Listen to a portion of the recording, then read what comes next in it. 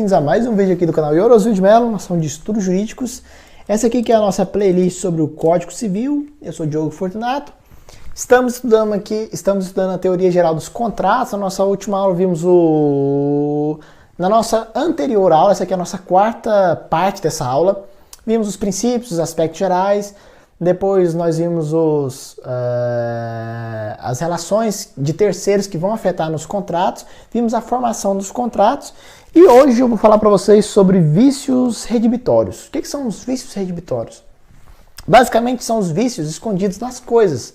Basicamente quando a gente faz um contrato, por exemplo, contrato de compra e venda, que é o mais simples, por exemplo, que é comprar uma coisa, a gente compra uma coisa e tem um vício redibitório naquela coisa, um vício que está escondido, um vício que está oculto, alguma coisa que torne aquela coisa que nós compramos inutilizável ou que reduza substancialmente o valor econômico dela, o patrimônio dela.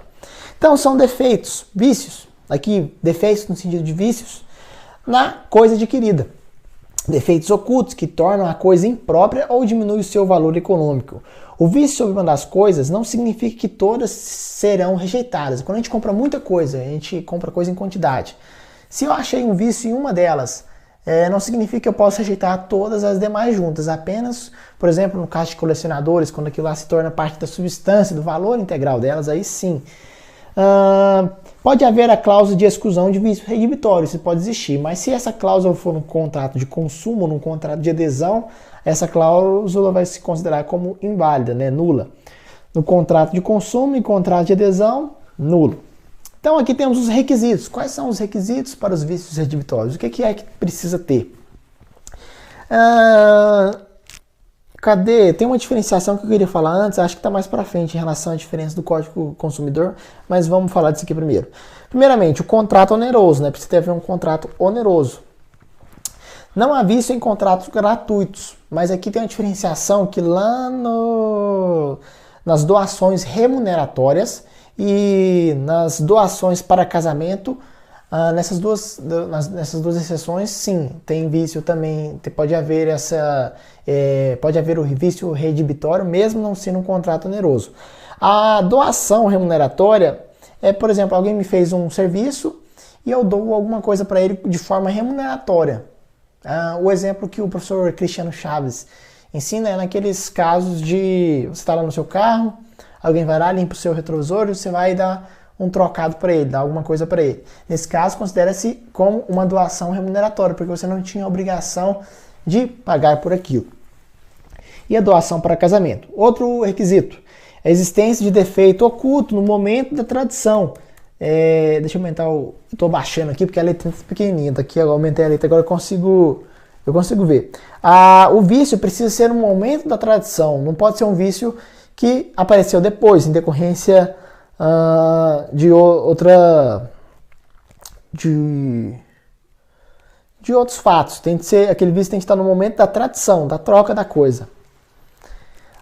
Outro requisito, tornar a coisa imprópria para o uso ou diminuir o seu valor econômico. E o quinto requisito, inexistência de cláusula contratual que exclua esse vício redibitório, né? Essa responsabilidade de quem está vendendo. Então, a reclamação do vício redibitório. Como é que a gente faz essa reclamação por um vício de alguma coisa oculta? Tem umas ações específicas para a prática desse ato. E eu vou colocar aqui, ó, são as ações edilícias. Eu vou colocar isso aqui de letra maior. Coloca isso aí, letra 24. Ficou muito grande. Põe 18. Ações edilícias. As ações edilícias elas podem ser basicamente de 3 tipos diferentes. Vai depender do tipo de objetivo que você quer. A primeira é chamada de ação redibitória, do próprio nome, né? Vício redibitório, ação redibitória. Ela busca rejeitar a coisa. Rejeitar a coisa após descoberto o seu vício. Devolver a coisa, né? Realmente devolver aquilo que foi adquirido pelo contrato. Temos a ação estimatória. Estimatória de estima, né? Valor econômico, para a gente ver qual que é o real valor daquele bem. O abatimento do preço, para diminuir o valor, por exemplo, seria o abatimento do preço por causa do vício. E por último temos a ação extento. Desse jeito mesmo, extento. Complementação diária, o que seria isso?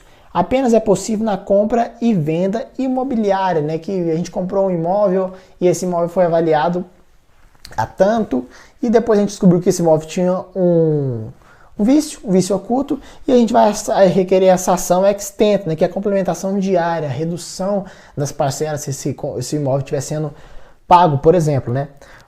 Aí temos os prazos decadenciais para essas ações, né. Os vícios redibitórios de fácil constatação. Peraí, deixa eu colocar isso aqui, deixa eu só mudar isso aqui, porque não ficou legal aqui não. Porque esse aqui é outro tema e eu coloquei ele como se estivesse dentro do mesmo. Aí, agora ficou melhor. Prazos decadenciais para as ações edilícias. Temos os vícios para vícios de fácil constatação, né? Quando a gente pode achar o problema de forma fácil. Para bens móveis é de 30 dias e para bens imóveis é de 1 ano. Vícios redibitórios de fácil constatação. Vou colocar isso de azul. Temos os vícios de difícil constatação aí, ó. Vai subir a data dos bens móveis para 180 dias. Os bens imóveis vai ser também de 1 ano, mas vai ser a partir da data da constatação, ó. Imóvel, 1 ano, sim, imóvel. Da descoberta do vício, vai contar a partir da descoberta no vício. Naquele caso anterior, de fácil constatação, a partir da tradição, a partir do momento da entrega do imóvel.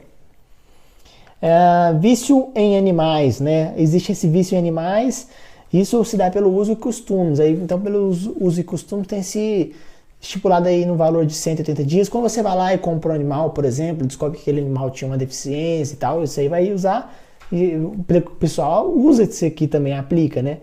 E se o vício for, no caso, a aplicação do Código do Consumidor, nesse caso aqui é de 30 e 90 dias. Se o bem é durável e se o bem não é durável, né? Então a gente observa que a lei do Código Civil ela é muito mais benéfica para o consumidor do que a lei do próprio Código do Consumidor. E aqui eu vou lembrar dessas nossas primeiras aulas aqui, quando a gente falou de princípio da eficácia horizontal dos direitos fundamentais. A gente vai aplicar a norma mais benéfica, né?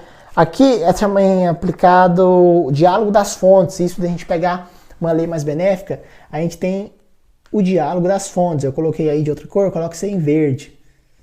Diálogo das fontes. Aí, coloquei em verde aí, que fica mais fácil. Eu olhando pro lado aqui, pelo costume, né? Porque nem tá aqui, para vocês verem aí do lado, fica mais legal. A coisa recebida, né? Temos os artigos que tratam desse assunto. Deixa eu pegar alguns deles aqui pra gente terminar essa aula, pra gente falar depois da evicção.